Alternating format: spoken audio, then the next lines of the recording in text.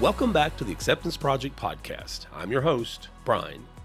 What if I told you that before you even finish your first sentence, people have already started deciding who you are? Not because of your resume, not because of your credentials, not even because of the idea you're about to share, but because of your voice, your tone, your accent, and your energy. Most of us have felt that at some point. Maybe someone told you you were too loud or too quiet, or maybe too emotional or too aggressive. And those words don't just pass by, they stick. They settle in and start shaping how you show up the next time you speak. You think twice before raising your hand. Maybe you soften your tone in a meeting. You hold back a thought that probably needed to be heard. But here's the question we don't ask enough. Who decided your voice needed to be adjusted in the first place? Who created the unspoken rules for what leadership is supposed to sound like? And how many people have slowly tuned themselves down just to fit into rooms that were never built with them in mind? So, today, I want you to lean in just for a moment and listen for something we don't talk about enough: the sound of acceptance.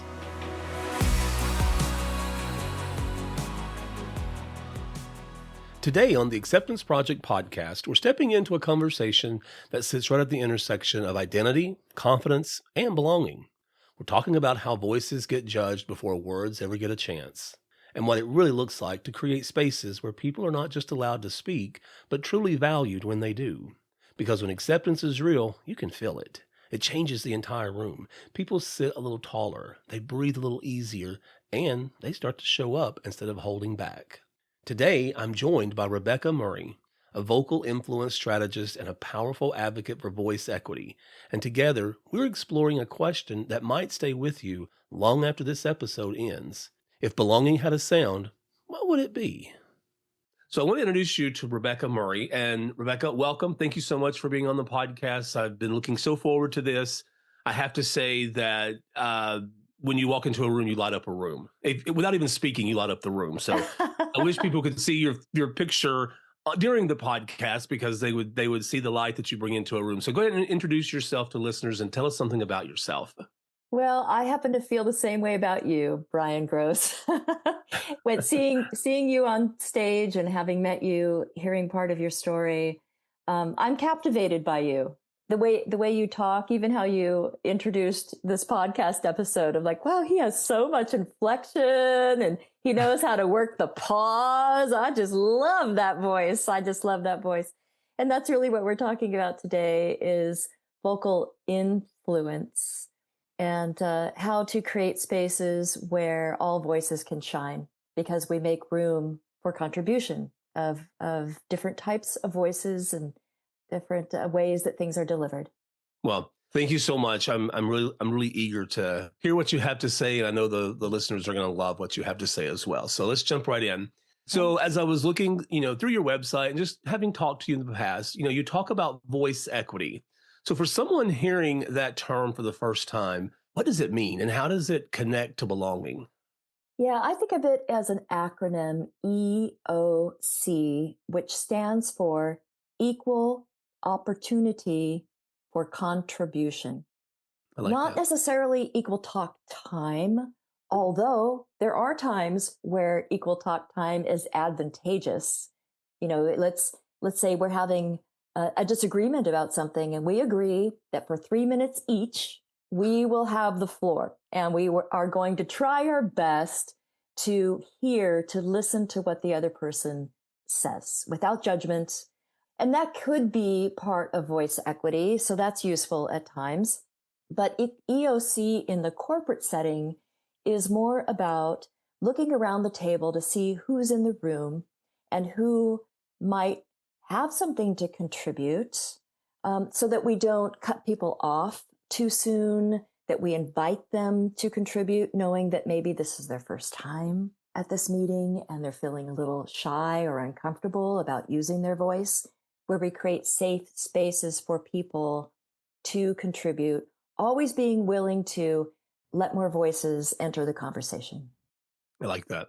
Have you ever seen moments where someone's ideas were dismissed, not because of what they said, but because of how they sounded? And what does Mhm. that do to a person over time? Well, the brain is really good at picking up how things sound and going to the worst possible case scenario.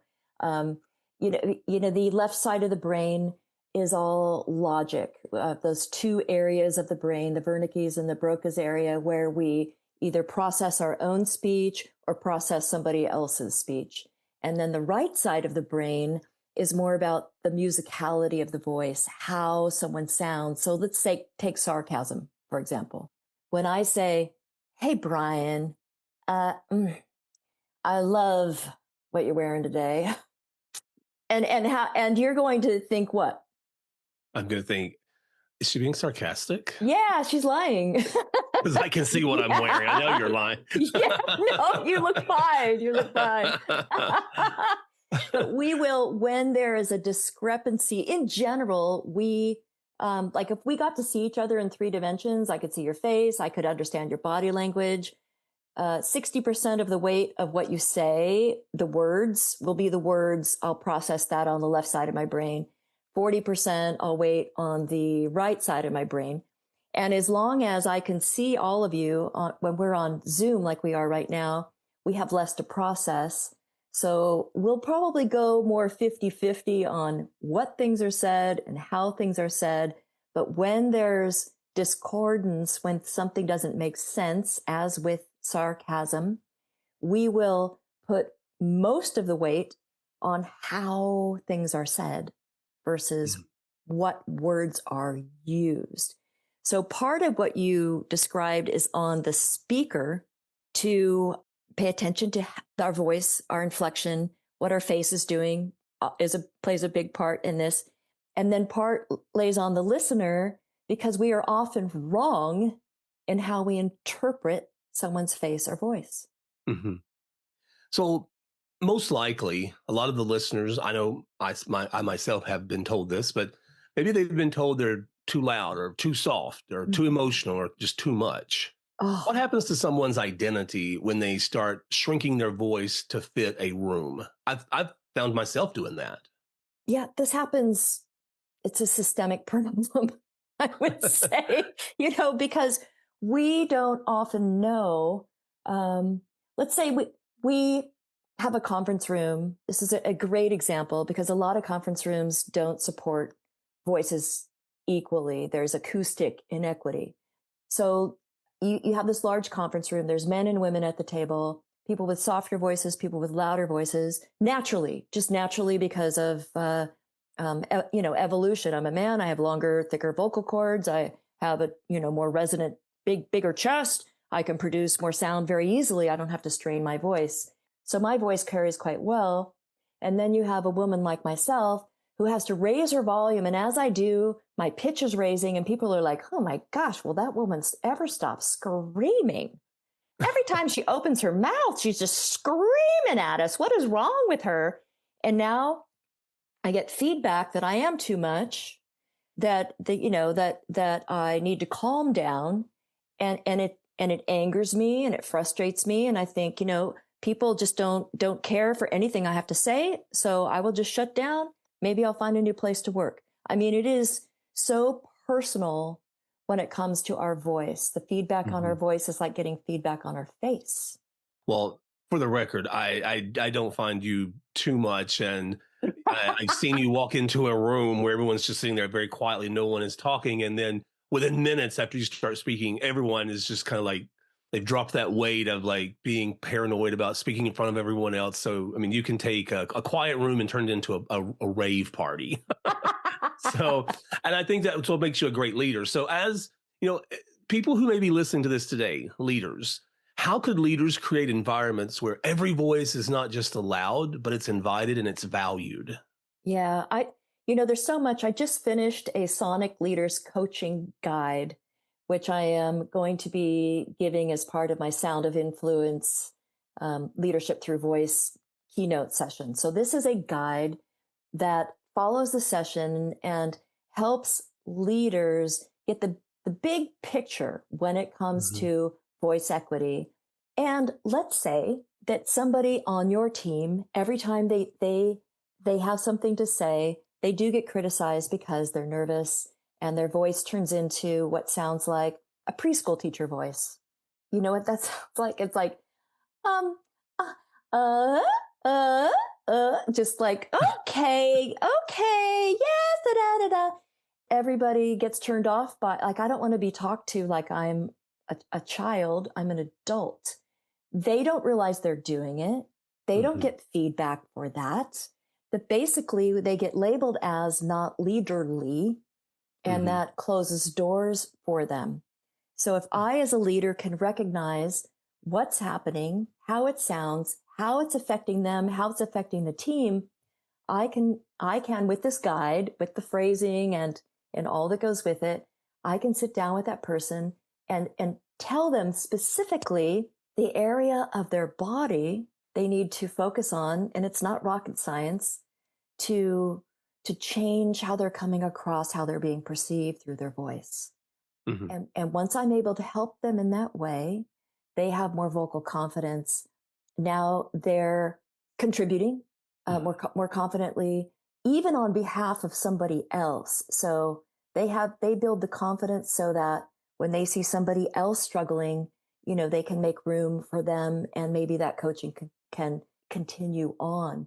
So it's this big awareness of this thing that most people, most leaders, it's not in their wherewithal, it's not in their consciousness, and they're not equipped to give feedback to help Hmm. somebody, because it's a scary, talking to somebody about their voice is a really scary thing to do. Oh, yeah. Well, and as you were talking, that just reminded me of an event that you and I are actually participating in coming up, and well, we're both involved in April. And and in my talk, I mentioned that being a leader is not just about having a title. It's about being able to invite people in and encourage people to actually lead people to be better, Yeah. not just to pass out orders. So, and so many people, they don't see that. And so you have actually inspired and encouraged me to kind of embrace my own voice, which was part of the last story standing, which was very helpful and very impactful for me. So you helped me with that as well, and I appreciate that. So is there a difference between confidence and vocal confidence? Can someone believe in themselves but still struggle to sound authoritative? Wow, that is a really good question. I believe they're one and the same. I mean, aside from, let's say, the person who physically or physiologically doesn't have isn't blessed to have this privilege of voice, and some people are not, and I can tell you for a fact that would affect someone's confidence. Every human being at some point in time will experience something that starts to degrade their voice.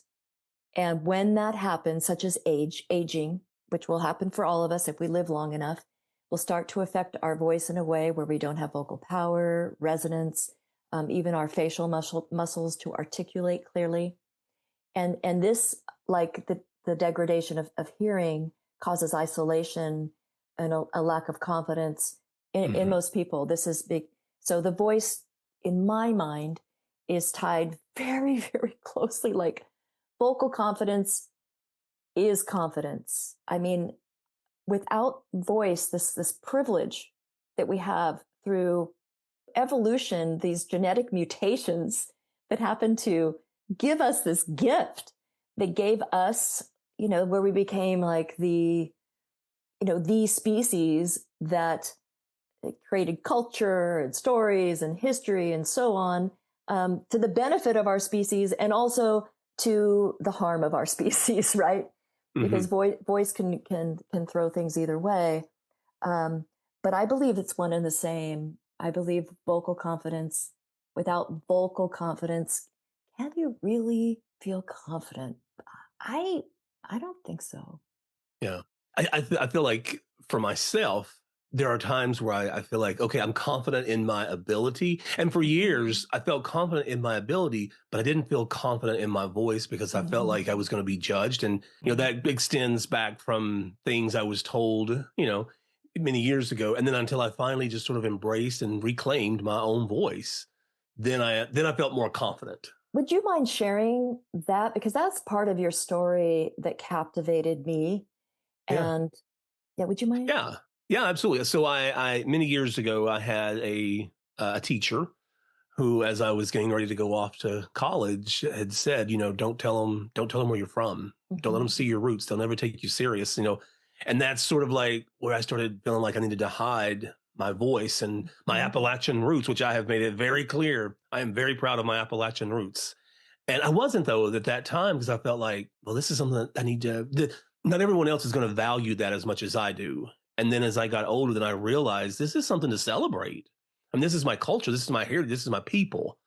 And so I think once I gained more confidence in my voice, I feel like that just sort of helped me to feel more confident, even in my abilities and like speaking out. I mean, years ago, if you'd ever told me that someday I was going to be a professor of psychology for over 20 years now, speaking in front of many, many, many classes and different groups and organizations, or having a podcast, I'd probably laugh and then like, clearly you have not really met me. But now I feel more confident. I'm not saying I'm great at it, but I'm more confident in Yeah. practicing it and getting better at it. So Yeah. Yeah. yeah, Getting used to hearing your voice. So what that teacher was saying to you was hide your accent, hide your voice, hide the evidence of yeah, where you come from that shows up in your voice. yeah. That and just not even, I guess, celebrating or even letting people know where I was from. And the irony of that is I grew up in Eastern Kentucky. Very proud of that. I did my undergrad at a university called Eastern Kentucky University. And I had a teacher who also went there, but was telling me, don't tell them where you're from. They'll never take you serious. And I remember that just stuck with me. So yeah, but that definitely impacted my confidence. But I think once I kind of accepted that and then Huh? just sort of accepted my voice and where I'm from, that helped me to kind of gain more confidence in I can do this, Yeah. I can do this. Well, and these stereotypes that we've seen on television that I saw growing up, Gomer Pyle, Oh yeah. with this kind of a silly, kind of funny guy, the Beverly Hillbillies, as you mentioned in your Yeah. speech, where Deliverance. Deliverance, there you go. Yeah, that's another really good example Yeah. where now we think of when I hear that accent, it's not a favorable impression. And this Yeah. is, also going, I mean, this is true for many accents. This is true for many accents where people, this is part of that right side of the brain that we're talking about. So it's not just, that's part of the how things are said. I'm picking up in 100 milliseconds. I'm picking up where I think you might be from. Maybe I have an opinion about that. I'm picking Mhm. up, your education. I'm picking up your your education, how much sophistication, maybe even your financial status. I mean, I'm picking up all these things and making judgments about you through how your voice sounds in 100 milliseconds. This is something that goes back to it's an evolutionary, like, I want to Mm. know, are you from my tribe or you're not part of my tribe?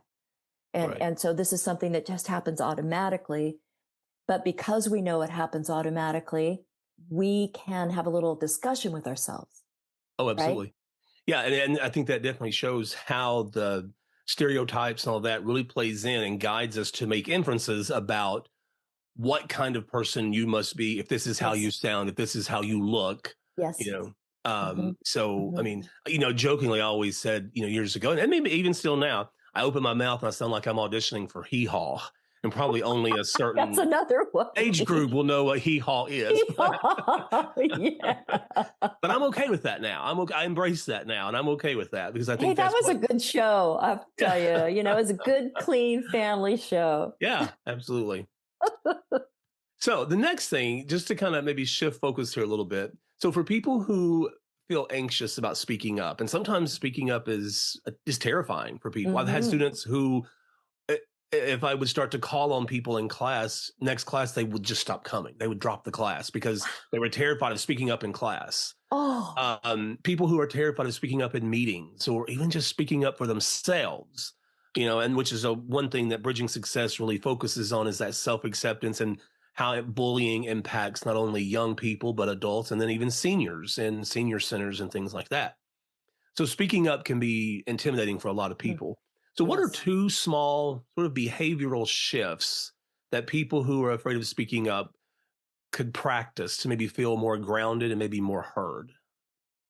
Yeah, I think that really is the answer is practice, practice in a safe environment. And one of those environments that I've been a big fan of for many, many years is an organization called Toastmasters. It's a public speaking club.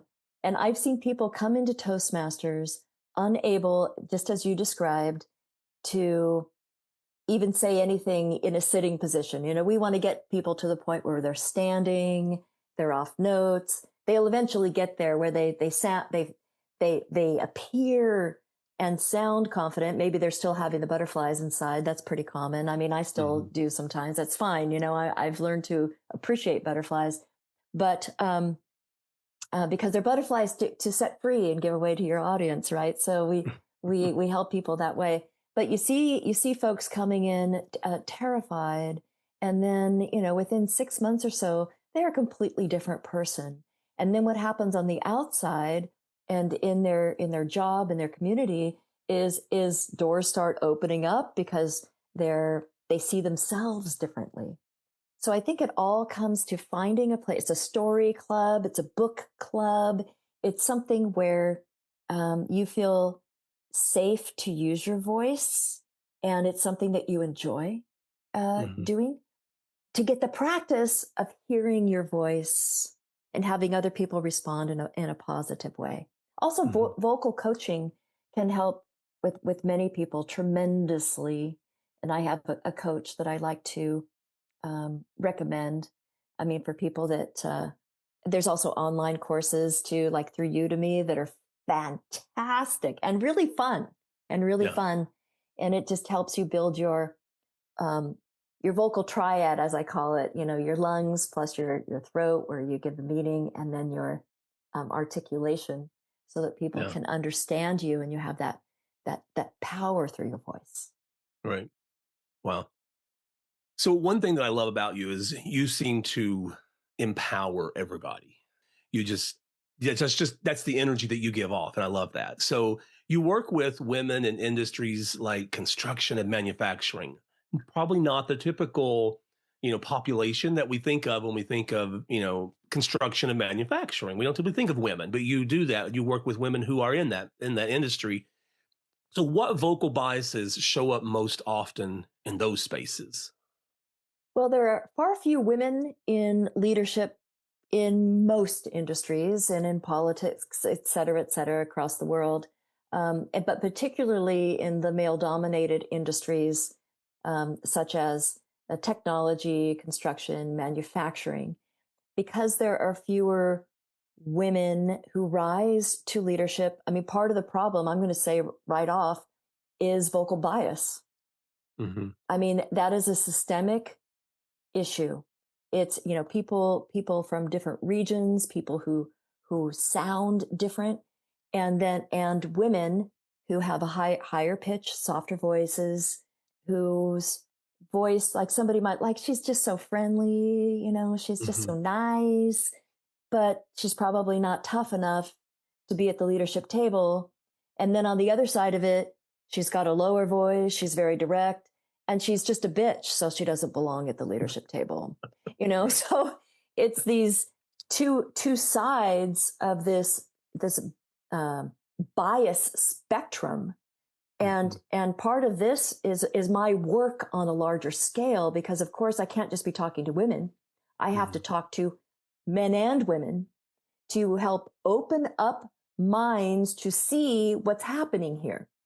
Hmm. And it's to the detriment of your company. It's to the Yeah. detriment of your company's future, your profitability, your everything, when you limit, because of these unconscious biases that you have, and voice is a big, big, big one. Yeah. This reminds me of a story I heard you probably a year ago that you were telling, and it was about the lady who, when she first started speaking to Parliament, she Oh, yes. can you Margaret share Thatcher. that? Just yeah, Margaret Thatcher. Could you share Yes. just a bit of, because that story was just like, when you were telling that story, when you got to that part and you shared that, I was like, Oh my gosh, that makes sense. Now I'm understanding what she's talking about here, and it was very impactful for me. Can you share a part of that? Oh, sure. Yeah. So Margaret Thatcher was a long time in politics, back starting in the 50s and on through the 90s. But it was in the 70s when she's now in her late 40s. She's representing the Ministry of Education, I believe. And this is the scene that I played was in The Iron Lady. Meryl Streep acted this out in the movie The Iron Lady when she played Margaret Thatcher. And she's in the House of Commons chambers, which is a cavernous venue. Like, think of Winston Churchill in those movies, those World War II movies, and he's giving his fabulous speeches, this big, booming voice. And this is another example where the voices carry. If you're a man, you're not going to have to scream. But if you're a woman, you're going to have to project, and your pitch is going to rise, and men will just tell you to calm down. You're hysterical. It's another hysterical woman because your voice is always at the top of the range and it just sounds horrible. I mean, it really does. So she had a dream of becoming prime minister, and fortunately for her, and I feel torn by this story. So she gets vocal coaching that went on for years. A coach in America who coached Broadway stars, and she was able to lower her voice and have a more measured delivery. And this is when she was able to finally do this. She throws her hat in the ring for prime minister, is voted in, and again and again. No one else has been voted 3 times. She's the first female, longest reigning prime minister of the 20th century. Would not have happened unless she changed her voice. Mhm. And part of me, like, I get this, but part of me is also bothered by it. Yeah. That women have to change their voice to sound literary and authoritative, to be, this shows up in all of the studies that have been done. By and large, the mass of the population feels that a lower voice, whether it's a man or woman, is more leaderly sounding. Mhm. Wow. I love that story when you shared that story in that presentation. It was really good. I like that. Thank you. Thank you. So obviously, Bridging Success and the Acceptance Project podcast, we definitely talk about listening. I find that most people can hear, very few people can listen. And most people are listening to form a rebuttal Mhm. back to you. So they're not really they're hearing they're hearing what you're saying, but they're not listening. They're just Mhm. you're talking, and I'm thinking of like, okay, what am I going to say back to her now? And I'm Mhm. missing all this information in the process. So we encourage deeper listening on the podcast and through Bridging Success. So what does intentional listening look like in practice? And how can we listen in a way that signals respect? Yeah. I think of listening as a two-sided equation. So you have the speaker on the one side who understands that the brain is limited in terms of attention span. Mm, So I have something to tell you, and you know me well enough to know that I'm going to make a point within 90 seconds, 60 to 90 seconds. And then I'm willing to stop talking because I understand that means that it is actually a conversation yeah, when I'm right. willing to stop talking. So part of it is understanding that brevity in practice, making brevity part of your brand, will help conversations. It will also help people listen to you because they know that there's going to be an end, a pause for either reflection, or they tell you to, okay, I get you, keep going. But the brain, in terms of how long I can pay attention to one person speaking, all the data says it's like 26 seconds. Wow. So you're good to it at 60 seconds. If you don't put a pause in there, it's going to be harder sometimes. So if we're in an actual conversation where we're bouncing this ball back and forth, then I'm always thinking about getting to my point and being willing to stop. Hmm. And that way you're more, if I'm short about it, brief about it, to the point about it, you're more likely to be able to capture in your brain like what I'm saying, and now you don't have the time to formulate a response. Now you get to respond. Mhm. Yeah, absolutely. When I did a interview with a friend of mine, Stephen Dearborn, back on the week of Valentine's, on that podcast, we talk about, listen. He's also he's a professor at the same college that I'm at, but he's also has a private practice where he does couples therapy, and he talks about Mm. the importance of actually listening, Mhm. not just hearing what someone else is saying, but listening to it and kind of taking it in, and actually having a conversation, like you said, and not just like listening so I can make sure I come up with the upper hand on the next when I come Yes. back. Yes, yes, not the monologue. Like you're sure that's the thing I think that I know I have a friend who tends to go on. Like she's one of these people that can literally talk nonstop 4 hours. I mean, Mhm. it's stunning. It's amazing to me. And so when she's with me, she knows that drives me a little bit crazy. And so like I'm not going to be listening to her. I mean, I quit listening, and I have a conversation with myself like I can't believe how much this woman can talk. Oh my gosh. So I'm listening to myself instead of her. So what she's learned to do, because she sees my face or whatever, is she'll say, okay, one last thing. And that helps me like, okay, she's bringing it home. Right. She's bringing it home. So I'll lean in for this last little bit. So if you're a person who talks a lot, to add structure to your delivery, to say, okay, I have three things to talk to you about. I have one thing. It's going to take 2 minutes. Are you good with that? And that helps people like me actually listen to you. Mhm. I catch myself sometimes when someone's doing that, when they're bringing their conversation to an end, and sometimes I'll even say it out loud. I probably shouldn't, but I do. And it's like, okay, you've circled the airport. Let's land this plane. Where's it going? I Where's this going? love I think what that. helps me with teaching is like I have learned to like give information, stop for questions, stop for examples, and then go on with more information. So that's kind of helped me to kind of Yes. overgive too much, but sometimes I still Yes. do that. So, Do you like I bought this card last year. Can you see it? oh yeah, When someone says to make a long story short, it's usually too late. yeah, yeah, That's absolutely. just I love your circle the airport though. I usually say, so to make a short story long, let me tell you what I'm thinking. So, so have you ever worked with someone who rediscovered their voice after years of being silenced, and what changed for them? Oh my gosh, I hear these stories all the time. Yeah. Especially in Toastmasters, because this is one of the reasons that people join Toastmasters, because they have been silenced and Hmm. they understand how it has affected their life, and they've decided to finally do something about it.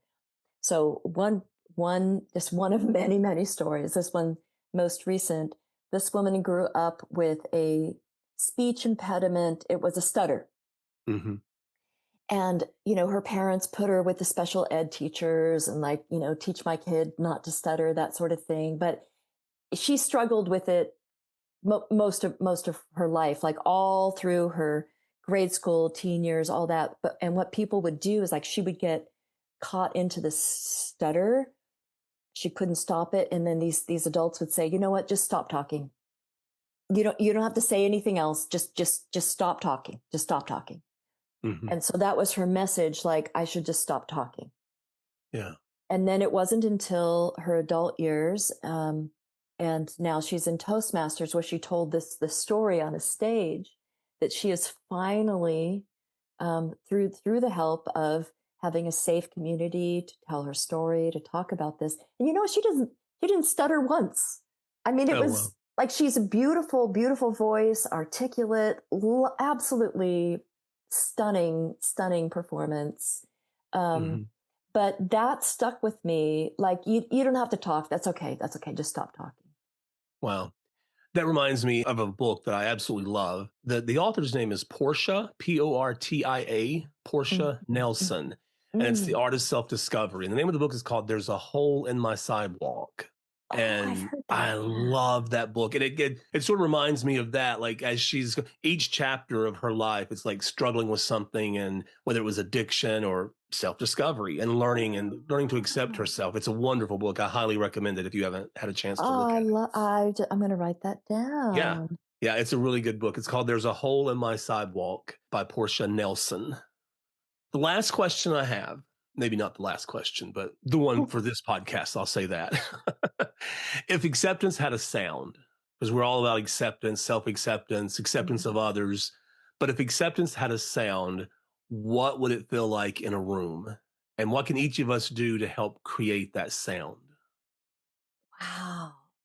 Because I more think of acceptance as a feeling, as you probably do, but transferring that into sound.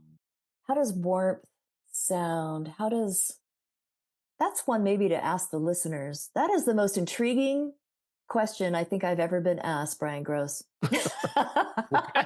Well, on next week's podcast, we got to Okay, revisit this I'll question. give So, you how one does, word. It yeah, sounds good. yeah, Whatever it absolutely. is. It sounds Whatever good. it It is. feels good. Yeah, yeah.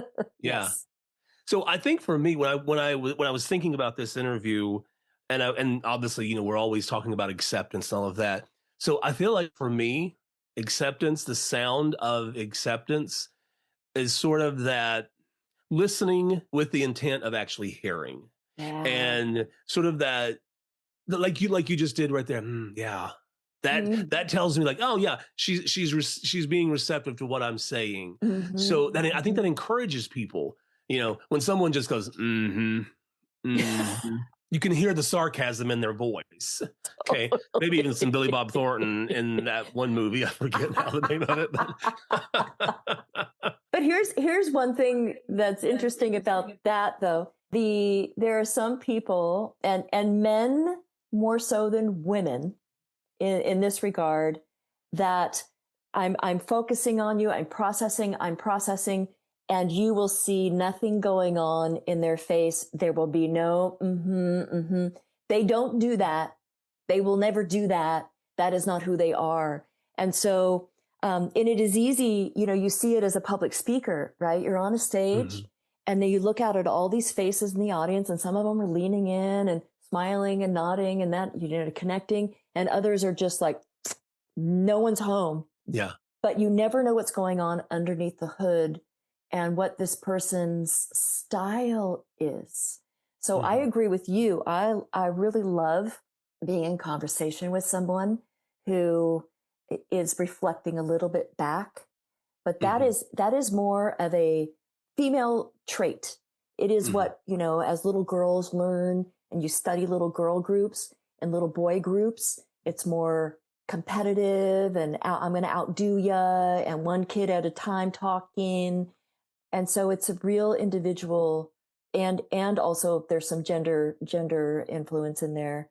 So what I try to do is, and it's hard when you're on stage, is like you try not to project into what somebody's face, Mhm. what they might be thinking, because you're probably wrong. I had this Oh, one of the funniest people I've ever known. Every time he's on stage, he just, like, everyone cracks up, and he tells a story of this award-winning humorous speech that he gave. It is so funny. And there's one guy in the front row. He is like no expression the whole time. And afterward, that same man walked up to him and he said, "That was the funniest thing I've ever heard in my life," with wow. no inflection Yeah. whatsoever. Yeah. Well, and it's funny that you should say that, because I remember at the last story standing, there were people in the audience that, as I was sharing my story, they were nodding, they were smiling, some were laughing. There were some that, like as you said, just sitting there with just like a flat affect, Yes. no emotion whatsoever. And I remember this one particular person that I could not help but to keep going back to that person, Yeah. because I just wanted to say, hang on, stop the timer. And I wanted to say, look, I just need some kind of response from you. Just give me something. But I never got it. I never got it. Oh, But then wow. after it was over and we were having lunch, this person actually came up to me and they said, that was phenomenal. I loved it. And I wanted to say, then why didn't you give me something while I was up there talking while the pressure was on? Give me something. Yeah, we're all needing that acceptance, that affirmation that what you're doing is Yeah. making a difference, that it's being impactful. That is a really good message to those people who know who they are, Yeah. who know that, they are that person who doesn't give much. Like I always Mhm. tell speakers, put me in the front row because I'm going to give you everything. Yeah. You're going to see it on my face. I'm going to be with you the whole way. I'm like one of your best audience members you'll ever have from that standpoint. But this is a good message to people who are less expressive, that to pay maybe a little bit of attention to that. Yeah, absolutely. All I can say is thank you so much. This has been phenomenal, and I can't wait to get everything kind of pulled together and put this podcast out there for everyone to hear. And I know they're going to love it. So, Oh, well, one last thing, by the way, and I meant to yeah. have it here today because it's in my car.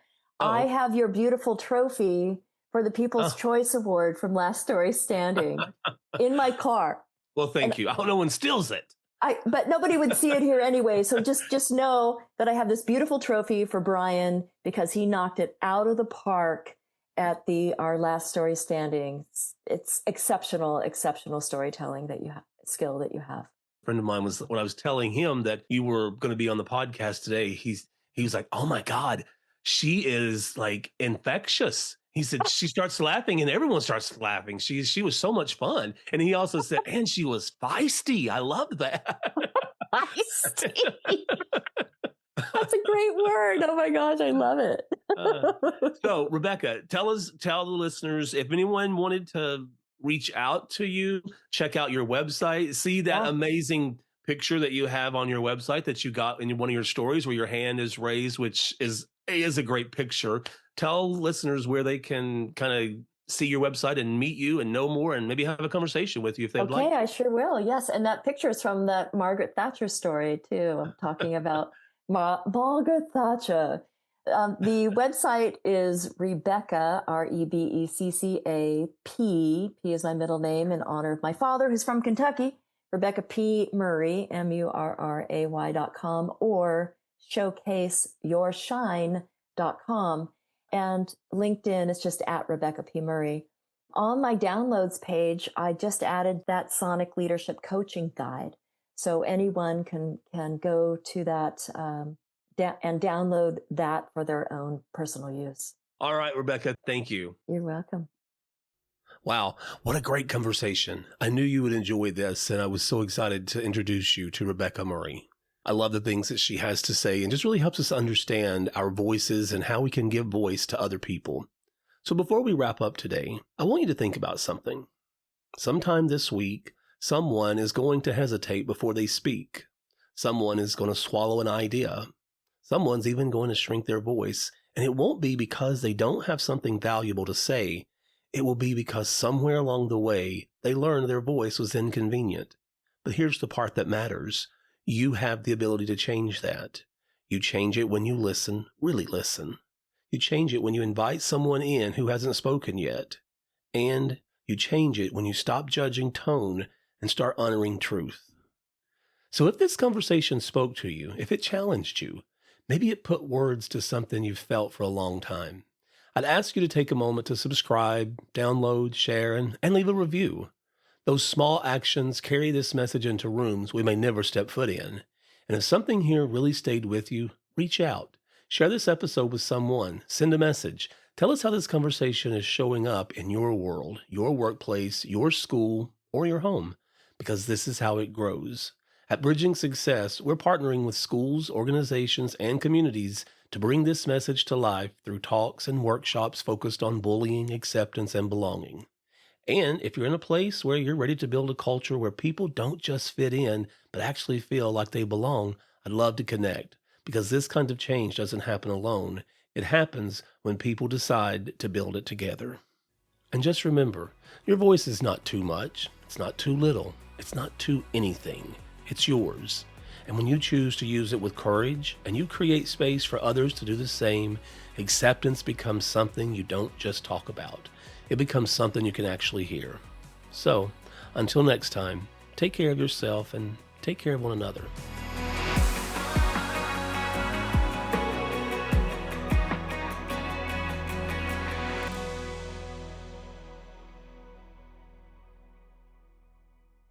The Acceptance Project podcast is a production of Bridging Success, LLC. To learn more about the podcast and our work, please visit bridgingsuccess.com. This podcast and its contents are for educational, informational, and entertainment purposes only. I'm Dr. Brian Gross, but I'm not a licensed therapist. The topics and opinions shared by me and any guests are our own and should not replace professional or medical advice. If you're seeking mental health support, medical guidance, or help with personal matters, please reach out to a licensed professional who can provide the individual support you need.